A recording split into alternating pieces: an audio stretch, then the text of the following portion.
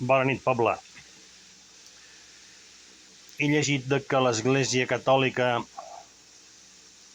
pederasta espanyola es posiciona en contra de la independència de Catalunya. Normal. Jo ho trobo lògic. Per què? Perquè dintre els pressupostos de l'estat espanyol reben 72.000 milions d'euros cada any. Que sense l'aportació de tots els impostos i el robatori i l'espoli que patim els catalans fora impossible rebre aquests calés. Però a part d'això,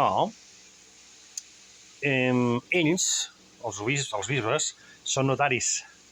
Ens expolien moltes finques, s'apropien d'elles, i la feina que té el propietari després per aconseguir-la, que molts es moren i no es donen compte. A part d'això, robatori, tot això és robar. A part d'això, treballen tot amb diner negre. No passen mai comptes el diner negre que recapten. Ni de tot, escolta bé, què us dic, ni de totes les herències que ells es queden de gent que els han ajudat a morir.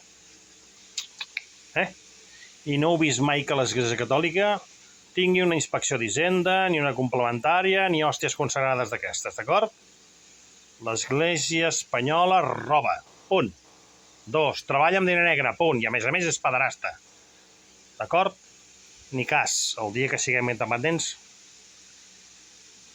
cap a casa seva, cap a Castella, que és el seu país, el seu petit imperi.